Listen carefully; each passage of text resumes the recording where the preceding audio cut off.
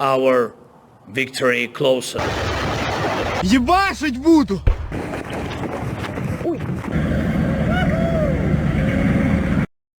La ciudad fortaleza de Bakhmut ofrece secciones del infierno para las fuerzas rusas. Bakhmut no tiene valor estratégico. Sin embargo, esta ciudad se convierte en el punto focal de los decretos simbólicos entre los dos países. Las tropas ucranianas se están volviendo casi gigantescas en la ciudad de Bakhmut, que alberga los enfrentamientos más feroces de la línea del frente oriental. Llegan nuevas noticias de esta pequeña ciudad donde se están produciendo luchas impresionantes y la presión arterial no baja ni un minuto. El presidente ucraniano, Volodymyr Zelensky, ha declarado que él y sus líderes militares mantendrán su presencia en Bakhmut a pesar de la agresión rusa en curso en la ciudad. Además, Volodymyr Zelensky expresó que planea mantener la ciudad también. Las fuerzas ucranianas se enfrentan a prisioneros reunidos tanto por el ejército regular ruso como por el grupo militar especial Wagner, que están llenando sus trincheras en masa. Hay algunos enfrentamientos decadentes entre los dos. Las fuerzas de Wagner están utilizando unidades ofensivas mucho más grandes porque su respiro de capturar Bakhmut ha expirado. El grupo paramilitar Wagner está tratando de eliminar a los ucranianos y tomar nuevas posiciones. Las fuerzas armadas ucranianas, por otro lado, están aplastando a los rusos en Bakhmut con tanques y unidades de artillería. Las tropas de Kiev están comenzando a destruir las principales posiciones rusas mediante ataques puntuales. Al mismo tiempo, los ucranianos están causando un gran daño a la logística rusa mediante el uso de bombas aéreas y misiles guiados. Los rusos que no pueden escapar de los ataques ucranianos están acorralados en la pequeña ciudad a 41 kilómetros de distancia. El otro día, las tropas ucranianas destruyeron 6 edificios utilizados por el grupo Wagner como fortificaciones con fuego de artillería exitoso. Las bajas fueron, por supuesto, inevitables como resultado de la destrucción de las fortificaciones de Wagner. Los rusos perdieron la vida en la afluencia violenta. El ejército ruso tuvo que crear varios equipos utilizando carretillas para recoger los cuerpos de sus soldados. Los informes más actualizados indican que estos ataques son solo el comienzo. Las imágenes de combate publicadas por el Ministerio de Defensa ruso muestran que los rusos están apuntando a posiciones ucranianas desde la distancia utilizando edificios de gran altura. Cuando las fuerzas rusas quieren atacar edificios de 10 pisos, ni siquiera necesitan subir al techo para poder atacarlos directamente. Por esta razón, el objetivo principal de los ucranianos son los edificios de gran altura en la calle Levanevskogo. Porque los rusos podrían atacar todo el lado oeste de la ciudad desde aquí. Las imágenes de combate publicadas por las Fuerzas Armadas de Ucrania muestran que llevan a cabo un ataque muy violento contra uno de los edificios de gran altura. Teniendo en cuenta la explosión, podemos suponer que las tropas de Kiev utilizaron el sistema HIMARS en este ataque. Otro vídeo mostró a las tropas ucranianas destruyendo un segundo edificio de gran altura ubicado al otro lado de la calle con una explosión controlada. Este edificio estaba causando problemas a los ucranianos porque estaba siendo utilizado por francotiradores rusos. Como hemos visto antes, en conflictos residenciales violentos, la línea del frente puede ir y venir en gran medida incluso en un día. Las fuerzas ucranianas aparentemente llevaron a cabo un contraataque en esta área.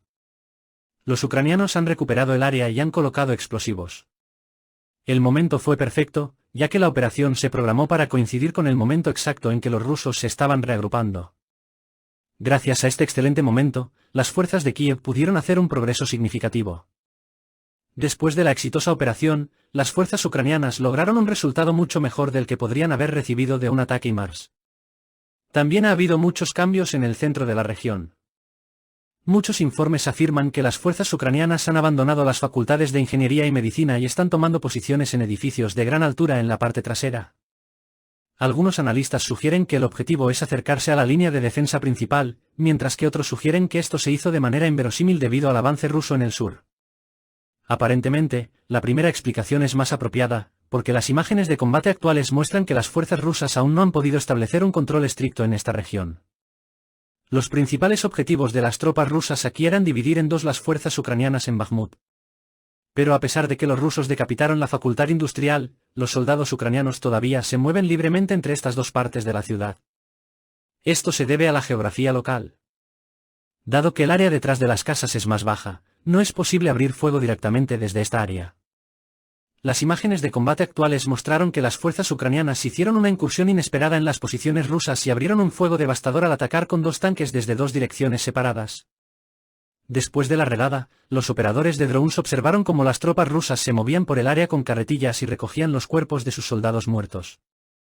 Cuando el vehículo aéreo no tripulado detectó nuevos movimientos en el área, las tropas ucranianas apuntaron a las áreas donde las fuerzas se concentraban detrás de la Facultad de Industria, duplicando el daño. Las tropas ucranianas recogen el botín de guerra después de los contraataques. En algunas plataformas de redes sociales se compartieron imágenes de soldados ucranianos desinfectando armas incautadas al grupo Wagner. Los soldados ucranianos también compartieron imágenes de otro botín de guerra, un sistema de artillería termobárica utilizado en el sector de Bakhmut. Prigozhin Wagner, presidente del grupo Wagner, afirmó que las fuerzas de Wagner habían avanzado hasta 250 metros en algunas áreas. Prigozhin señaló que este progreso limitado causó enormes pérdidas. Según el jefe de Wagner, el grupo paramilitar perdió 99 soldados durante las acciones ofensivas de un día. Si tenemos en cuenta los ataques de artillería y las incursiones de tanques en posiciones rusas, creemos que estas pérdidas de víctimas son mayores. También al final del día, Ucrania informó que sus pilotos habían llevado a cabo 4 ataques en áreas donde se concentraba el personal enemigo.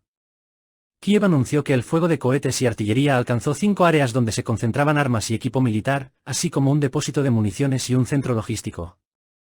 Por otro lado, en una entrevista reciente, Prigozhin explicó que si el Ministerio de Defensa ruso continúa sin brindar apoyo a Wagner, los soldados de Wagner se quedarán y morirán por completo o abandonarán Bakhmut por completo. Las fuerzas rusas siguen sufriendo escasez de mano de obra debido a las pérdidas de víctimas. Para reclutar más soldados, el Ministerio de Defensa ruso ha lanzado una nueva y gran campaña de reclutamiento de voluntarios. El objetivo de la campaña es atraer a 400.000 voluntarios. Los anuncios en todo el país apuntan al orgullo masculino y las necesidades financieras de los jóvenes rusos para atraer voluntarios a las Fuerzas Armadas rusas. Sin embargo, el ejército ruso compite con la compañía militar privada Wagner Group. El grupo mercenario de Yevgeny Prigozhin desempeña un importante papel de apoyo en la operación militar especial del Kremlin. El grupo Wagner ha reclutado en gran medida soldados de prisiones rusas durante meses con el permiso del gobierno ruso. Pero ahora este acuerdo ha terminado, y el grupo Wagner y el ejército ruso compiten por el mismo grupo de voluntarios. ¿Cómo terminará la competencia entre el ejército ruso y las tropas de Wagner en diciembre? No es posible predecir esto en este momento. Sin embargo, la rivalidad entre los dos revela un hecho. Dick. Este hecho son las derrotas y pérdidas que Rusia recibió a lo largo de la guerra. Por otro lado, cada vez hay más señales de un inminente contraataque ucraniano, con un aumento de los ataques militares de ambos lados, el despliegue de fuerzas rusas en posiciones defensivas e incluso una explosión inexplicable que descarriló un tren de suministros en la frontera rusa. El ministro de Defensa ucraniano, Oleksiy Reznikov, informó que el ejército ha llegado a la línea de meta en los preparativos para lanzar un contraataque, y han decidido cómo, dónde y cuándo tendrá lugar el contraataque.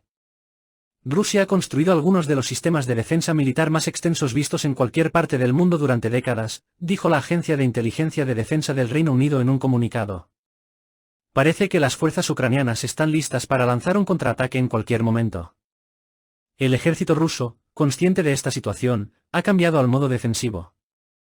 Dados los fracasos en el frente, incluido Bakhmut, es una cuestión de curiosidad cómo reaccionará Rusia al contraataque. Con el calentamiento del clima y el secado completo del suelo, las líneas del frente ucraniano se volverán muy activas. Esperaremos y veremos qué sucede en los próximos días en esta implacable desconflicción entre Rusia y Ucrania. Estén atentos para recibir notificaciones de nuevos vídeos al instante. Gracias por observarnos.